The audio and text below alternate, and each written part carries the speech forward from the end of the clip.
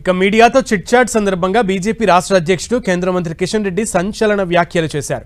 Kaleshwaram project విషయంలో తమ పార్టీకి చెందిన ఎంపీ ఈటల రాజేందర్ తప్పు చేస్తే చర్యలు తీసుకోండి, దానికి తాము అడ్డు చెప్పడం లేదు కదా అని ప్రశ్నించారు. వేరే వాళ్లలాగా తాము డేట్స్ మార్చుకోలేదని, ఇచ్చిన డేట్ రోజు ఈటల రాజేందర్ కాళేశ్వరం కమిషన్ ముందు హాజరయ్యారని తెలిపారు. కాళేశ్వరం ప్రాజెక్టుపై డ్యామ్ సేఫ్టీ అథారిటీ ఇచ్చిన రిపోర్టు ఎలా తప్పు అవుతుందని ప్రశ్నించారు కిషన్ రెడ్డి. జస్టిస్ ఘోష్ కమిషన్ ముందు ఈటల రాజేందర్ వాస్తవాలనే చెప్పారని, దానికి వేరే అర్థాలను వెతకాల్సిన అవసరం లేదన్నారు. కాళేశ్వరం ప్రాజెక్టుపై సీబీఐతో దర్యాప్తు చేయించాలని కిషన్ రెడ్డి డిమాండ్ చేశారు. అంతేకాదు తుమ్మల ఆల్ పార్టీ మంత్రి అని, టీడీపీ, బీఆర్ఎస్, కాంగ్రెస్లో మంత్రిగా పనిచేశారన్నారు. కాళేశ్వరం కట్టినప్పుడు తుమ్మల, ఈటల మంత్రులుగా ఉన్నారు. అలాంటప్పుడు వాళ్ళిద్దరిలో ఎవరు నిజం చెప్పారనేది వాళ్లే తేల్చుకోవాలన్నారు కిషన్ రెడ్డి.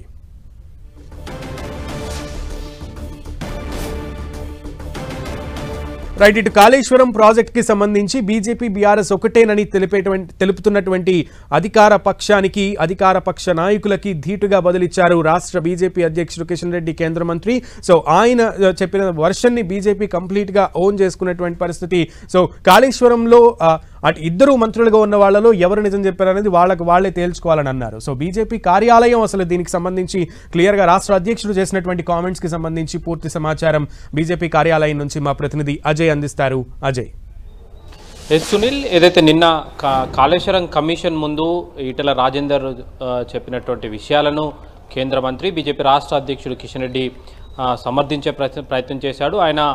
ఆయన చెప్పిన దాంట్లో ఎవరు వేరే రకంగా తీసుకోవాల్సిన అవసరం లేదు, ఆయన పూర్తి వాస్తవాలనే అక్కడ చెప్పారు, ఆయనకు తెలిసిన విషయాలనే కమిషన్ ముందు పెట్టారు అంటూ కూడా ఆయన చెప్పినటువంటి పరిస్థితి మనం చూసుకోవచ్చు. అప్పుడున్నటువంటి ఏదైతే సబ్ కమిటీ ఇచ్చినటువంటి రిపోర్ట్స్ ఏవైతే ఉన్నాయో, క్యాబినెట్ ముందు జరిగినటువంటి అంశాలు ఏవైతే ఉన్నాయో, అది కాళేశ్వరం కమిషన్కి సంబంధించినటువంటి వేసినటువంటి ప్రశ్నలకు సమాధానం ఇస్తూ పూర్తి వాస్తవాలను, ఆయనకు తెలిసిన విషయాలను ఆయన పెట్టడం జరిగింది. దాంట్లో ఈటల రాజేందర్ తప్పుపట్టాల్సిన అవసరం లేదు అంటూ కూడా ఆయన మాట్లాడినటువంటి పరిస్థితి కనబడుతుంది. అదేవిధంగా ఈటల రాజేందర్ అయినా తప్పు చేస్తే ఆయనపై చర్యలు తీసుకోవాలి, దానికి ఏం మేము అడ్డు చెప్పట్లేదు. ఈ కాళేశ్వరం విషయంలో పూర్తి స్థాయి విచారణ జరగాలి, అందరూ ఎవరు తప్పు చేసినా వాళ్లకు శిక్ష పడాల్సిందే అంటూ కూడా ఆయన చెప్పినటువంటి పరిస్థితి కనబడుతుంది. అదేవిధంగా ప్రస్తుతం బీజేపీ ఎంపీగా ఉన్నటువంటి ఈటల రాజేందర్కు కాళేశ్వరం కమిషన్ నోటీసులు ఇవ్వలేదు. ఆ రోజు ఉన్నటువంటి ఆర్థిక శాఖ మంత్రిగా ఆయనకు నోటీసులు ఇవ్వడం జరిగింది.